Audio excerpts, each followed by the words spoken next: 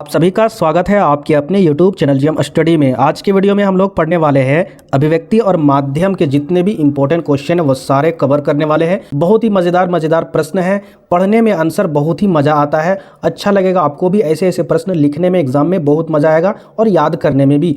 तो वीडियो को पूरा देखिएगा। पिछले वीडियो को अगर जो स्टूडेंट नहीं देखे हैं तो सबसे पहले उस वीडियो को मेरे प्लेलिस्ट पे जाकर देख सकते हो, हिंदी इलेक्टिव का, ठीक है, एमसीक्यू के नाम से वहाँ पर प्लेलिस्ट है, जाकर देखिए। क्योंकि वहाँ पर मैंने आपको पूरे डिटेल से बताया कि हिंदी इलेक्टिव को कैसे पढ़ना है, सिलेबस क्या होता है, क्या डायरेक्शन होनी चाहिए। तो पिछले वीडियो मैंने पत्र लेखन के बारे में भी जिक्र किया था, वो भी वहाँ पर बताया गया है। आज के वीडियो में हम लोग यहाँ पर कुछ क्वेश्चन करेंगे, तो ये क्वेश्चन एग्जाम में आएंगे, तो ध्यानपूर्वक देखिए कैसे क्वेश्चन पूछा जाता है। पहला क्वेश्चन क्या आपका, संचार माध्यम की क्या उपयोगिता है। संचार जो माध्यम है, संचार किसे कहते हैं, एक जगह से दूसरी जगह जो खबर पहुंचाई जाती है उसी को संचार कहते हैं।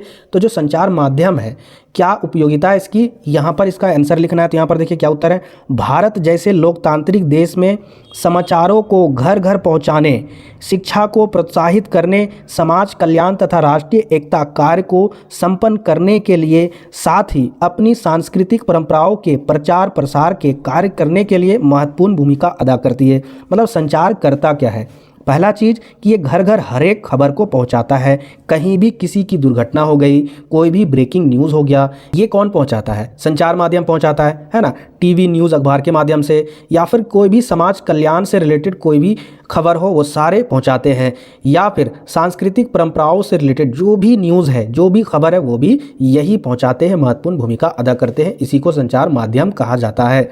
दूसरे नंबर पर क्वेश्चन क्या है, जनसंचार साधनों की क्या विशेषता है। जो जनसंचार है, जनता तक जो भी पहुंचती है खबर, उन साधनों की क्या मुख्य विशेषता है। यहाँ पर देखिए उत्तर क्या लिखा हुआ है कि जनसंचार के साधनों की विशेषताएं निम्न है, यानी विश्वसनीयता होती है, यानी विश्वास पर यह टिकी होती है, किसी भी पक्ष में नहीं होता है, यह निष्पक्षता होता है, उचित जांच एवं तथ्यों के आधार पर होता है। ये नहीं कि जैसे तैसे, जैसे यूट्यूब चैनल में वीडियो बना दिए झूठा, वैसे नहीं होता है। एकदम सही तथ्य पर सही रिपोर्ट तैयार करके बताया जाता है। तो ये खासियत होती है जनसंचार साधनों की। आगे देखिए तीसरा क्वेश्चन क्या है, जनसंचार के आधुनिक माध्यमों में सबसे पुराना कौन सा माध्यम है। जनसंचार मतलब वही न्यूज़ अखबार जो भी है वही, उसी को कहा जाता है जनसंचार। तो आज के ज़माने में जो माध्यम है उनमें से सबसे पुराना माध्यम कौन सा है, तो यहाँ पर देखिए कौन सा है, प्रिंट, यानी मुद्रित माध्यम जनसंचार के आधुनिक माध्यमों में से सबसे पुराना है। प्रिंट मतलब जैसे कि अखबार आपका प्रिंट होके आता है, बाकी जो भी मैगजीन होते हैं वो भी प्रिंट होके आते हैं, वो सारे बहुत ही पुराने हैं। फोर्थ नंबर देखिए क्या है, ध्यान से देखिए, मुद्रित माध्यम की 3 प्रमुख विशेषताएं बताइए। जो मुद्रित माध्यम है, मुद्रित माध्यम किसे कहते हैं, वही प्रिंट माध्यम, समझ में आया ना, वही अखबार, ये सारे मुद्रित माध्यम है। तो इसके 3 क्या खास विशेषताएं हैं। पहला क्या है, इसे मनमर्जी स्थान पृष्ठ से पढ़ी जा सकती है, मतलब उसे पेज वाइज, पन्ने वाइज, पृष्ठ वाइज पढ़ा जा सकता है।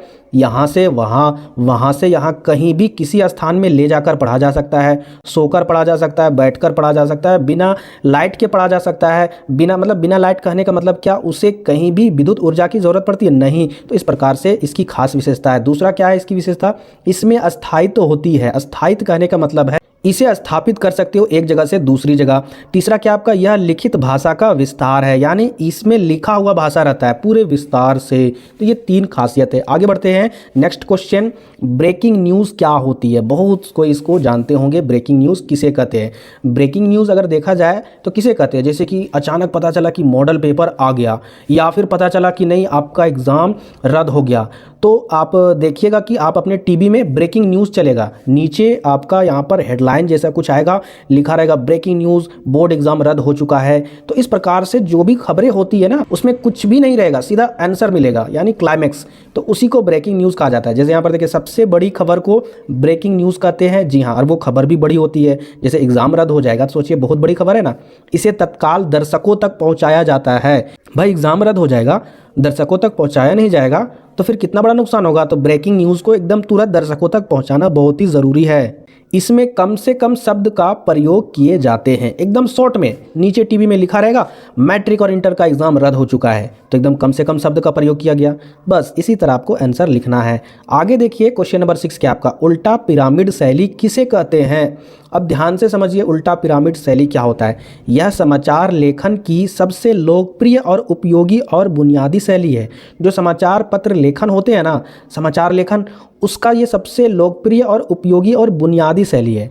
यह शैली कहानी या कथा लेखन की शैली से ठीक उल्टी है, जिसमें क्लाइमेक्स बिल्कुल आखिर में आता है। समझ में आया ना, उल्टा पिरामिड शैली कहा जाता है। आगे बढ़ते हैं, नेक्स्ट देखिए यहाँ पर 7 नंबर, उल्टा पिरामिड शैली में समाचारों को किस क्रम में लिखा जाता है। उल्टा पिरामिड शैली में जो समाचारों को जो लिखा जाता है वो किस क्रम में लिखा जाता है, तो यहाँ पर देखिए इसका उत्तर होगा उल्टा पिरामिड शैली में समाचार के सबसे महत्वपूर्ण तथ्य को सबसे पहले लिखा जाता है। मतलब जैसे ब्रेकिंग न्यूज़ में जो भी इंपॉर्टेंट बातें होती है वो पहले लिखा जाता है, उसी तरह यहाँ पर भी है। जो भी इंपॉर्टेंट और महत्वपूर्ण तथ्य होंगे उससे पहले लिखे जाते हैं और उसके बाद घटते हुए महत्व, उसी प्रकार जो भी इंपॉर्टेंट उसके बाद जो कम इंपॉर्टेंट है, उसके बाद जो कम इंपॉर्टेंट है उसको लिखा जाता है, महत्व दिया जाता है के क्रम में अन्य तथ्यों या फिर सूचनाओं को प्रस्तुत किया जाता है। इसी शैली में किसी घटना, एकदम जो शॉकिंग बात होगा, शॉकिंग न्यूज़, उससे पहले लिखा जाएगा, उससे कम शॉकिंग बाद में, फिर उससे कम शॉकिंग उससे बाद में, इसी तरह धीरे धीरे जो एकदम कम महत्व होगा उसको बाद में लिखा जाएगा। तो इसे ही क्या कहा जाता है, उल्टा पिरामिड शैली के क्रम में लिखा जाना। तो आगे देखिए यहाँ पर क्या दिया हुआ है, इस शैली में किसी घटना, विचार, समस्या का ब्यौरा कला अनुक्रम के बजाय सबसे महत्वपूर्ण तथ्य या सूचना से शुरू होता है। मतलब इसमें होता क्या है उल्टा पिरामिड शैली में, इसमें जो भी घटना हो गया या विचार हो गया या समस्या होगा उसका जो ब्यौरा दिया रहता है वो कोई भी कला अनुक्रम में नहीं रहेगा, इसके बजाय एकदम सिंपल तरीके से सीधा और सटीक सूचना दिया जाता है। समझ में आया। आगे बढ़ते हैं, नेक्स्ट क्वेश्चन, प्रिंट माध्यम।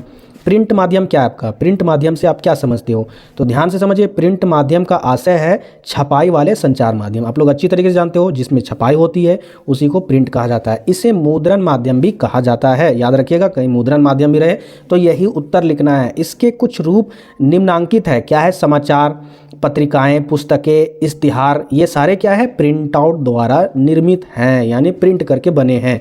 चलिए आगे देखते हैं, next question, question number 9, radio समाचार लेखन की भाषा कैसी होनी चाहिए। जो रेडियो में आप समाचार सुनते हो उसकी लेखन भाषा कैसी होनी चाहिए। देखिए रेडियो में जो भी समाचार सुनते हो अगर उसकी लिखने की भाषा अजीब रहे, मान के चलिए कोई स्क्रिप्टेड एकदम रेडियो में बोल रहा है और भाषा अजीब है जो ऑडियंस को समझ में नहीं आ रहा है, कोई सुनेगा नहीं सुनेगा, उसको इग्नोर कर देगा, तो एकदम सिंपल वे में होना चाहिए रेडियो समाचार लेखन की भाषा। जैसे यहाँ पर आंसर में भी वही लिखना है, लेखकों को बोलचाल की भाषा का प्रयोग करना चाहिए, भाषा सरल और सहज होनी चाहिए, शैली को प्रवाहयुक्त होना चाहिए, वाक्य छोटे छोटे और अपने अर्थ में स्पष्ट होने चाहिए। रेडियो के लिए लिखते समय समाचार लेखकों को प्रमुख बातें ठीक ठीक से समझ आनी चाहिए, अगर नहीं समझ में आएगा तो ऑडियंस को दिक्कत होगा। इनकी भाषा सहज और सरल और आसान होनी चाहिए, स्पष्टता होनी चाहिए। समाचार वाचन में उद्घोषक या एंकर जो भी होते हैं, जो समाचार बताते हैं रेडियो में, उसे एंकर बोला जाता है। रेडियो समाचार में जो बताते हैं उसको कोई कठिनाई नहीं होनी चाहिए, इसको पढ़ने में, विशेष ख्याल रखने में, बताने में। तो ये थे इस प्रश्न के आंसर। आगे बढ़ते हैं, नेक्स्ट क्वेश्चन नंबर 10, सांकेतिक संचार से आप क्या समझते हैं। तो ध्यान से देखिए, सांकेतिक संचार का अर्थ है संकेतों द्वारा संदेश को पहुंचाना, मनुष्य का हाथ जोड़ना, पाँव छूना, हाथ मिलाना, मुट्ठी कसना, सिग्नल देना या लाल बत्ती होना, हरी बत्ती जलना आदि जो भी सांकेतिक है, ये सारे संकेत सांकेतिक संचार है। इसमें मनुष्य अपने अंगों का या अन्य उपकरणों का भी प्रयोग करते हैं। अगर हाथ जोड़ लिए, इसका सांकेतिक संचार क्या है कि आपको नमस्ते बोला जा रहा है। अगर मुट्ठी कस दी, इसका मतलब आपको कोई ठोकने वाला है, कोई मारने वाला है।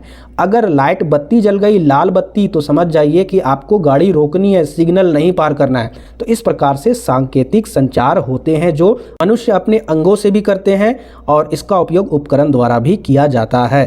तो बस इसका उत्तर यहीं तक लिखना, ये वाला लाइन सही नहीं है। आगे देखिए क्वेश्चन नंबर 11 क्या है, इंटरनेट पत्रकारिता का क्या आशय है। आज के समय में इंटरनेट में न्यूज़ कौन सा है, एबीपी न्यूज़ है, आज तक है और बहुत सारे जी न्यूज़ है। ये सारे सबसे घटिया न्यूज़ है। इससे अच्छा आप एनडीटीवी देख लीजिए और इससे अच्छा दूसरा आप न्यूज़ चैनल देख लीजिए। मतलब कहने का मतलब वो सारे न्यूज़ चैनल क्या है, इंटरनेट के माध्यम से पहुंचाने वाले न्यूज़ चैनल है, पत्रकारिता है। तो इंटरनेट पत्रकारिता ऑनलाइन पत्रकारिता, साइबर पत्रकारिता या वेब पत्रकारिता, ये सारे एक ही है। समझ में आया ना? इंटरनेट बोल दो, ऑनलाइन बोल दो या फिर साइबर बोल दो, ये सारे, या फिर वेब बोल दो, ये सारे एक ही नाम है। इसे आप कुछ भी कह सकते हो। इंटरनेट पर अखबारों का प्रकाशन या खबरों का आदान प्रदान ही वास्तव में इंटरनेट पत्रकारिता कहलाती है। इंटरनेट में जो खबरों को एक जगह से दूसरी जगह भेजा जाता है, इसी को कहते हैं इंटरनेट पत्रकारिता। इंटरनेट पर यदि हम किसी भी रूप में खबरों को, लेखों को या चर्चा या परिचर्चाओं को, या जो बहस होते हैं, आज के टाइम में हिंदू मुसलमान का इतना बहस होता है कि पूरा भारत में कचरा फैल गया है, या कुछ भी फीचर होते हैं या झलकियाँ होती है या डायरिया होती है, इसके ज़रिए अपने समय की धड़कनों का महसूस भी करना। जैसे धड़कन हॉस्पिटल में देखे होंगे कि एक मशीन लगा होता है धड़कन को काउंट करने का, तो ये भी एक संचार मशीन है इंटरनेट वाला। तो धड़कनों को महसूस करने और दर्ज करने का काम करते हैं, तो वही इंटरनेट पत्रकारिता है। आज तमाम प्रमुख अखबार पूरे के पूरे इंटरनेट पर उपलब्ध है। जी हाँ, आने वाले टाइम में बता रहे हैं ऑफलाइन में जो भी काम होते हैं वो सारे बंद होने वाले हैं। तकरीबन 20 से 30 वर्ष में 100% सारे ऑफलाइन के काम खत्म, सारे काम ऑनलाइन होंगे। तो यहाँ पर ये बताया जा रहा है आंसर के द्वारा। आगे देखिए क्या लिखा हुआ है। कई प्रकाश समूहों ने और कई निजी कंपनियों ने खुद को इंटरनेट पत्रकारिता से जोड़ लिया है। चूँकि यह एक अलग माध्यम है, इसलिए इस पर पत्रकारिता का तरीका भी थोड़ा सा अलग होता है। तो ये थे आपके यहाँ पर इंटरनेट पत्रकारिता का आशय और अर्थ। तो इस तरीके से मैंने आपको जो भी इंपॉर्टेंट क्वेश्चन थे वो सारे क्वेश्चन आज के वीडियो में कवर करवाए हैं। तो जितने भी ये क्वेश्चन है आप खुद से भी एक बार पढ़ लीजिएगा। PDF मैं आपको टेलीग्राम में डाल दूंगा, डिस्क्रिप्शन बॉक्स में टेलीग्राम का लिंक है, वहाँ से आप ज्वाइन हो जाइए। अगर वहाँ से ज्वाइन नहीं होते हो, टेलीग्राम में सर्च करना GM स्टडी। जैसे ही आप GM स्टडी सर्च करते हो, ठीक है, उसके बाद आपको मेरा लोगो मिल जाएगा, जो यूट्यूब का मेरा लोगो है। उस लोगो को ध्यान से देखकर उसमें क्लिक करना है और उसमें ज्वाइन हो जाना है। ज्वाइन होने के बाद आपको मैं ये आपको PDF भेज दूंगा, आप वहाँ से अच्छे से पढ़ सकते हो, तैयारी कर सकते हो, इसका नोट्स बना सकते हो। ठीक है, फिर मिलते हैं नेक्स्ट वीडियो में इसी तरह क्वेश्चन के साथ। तब तक के लिए जय हिंद, जय झारखंड।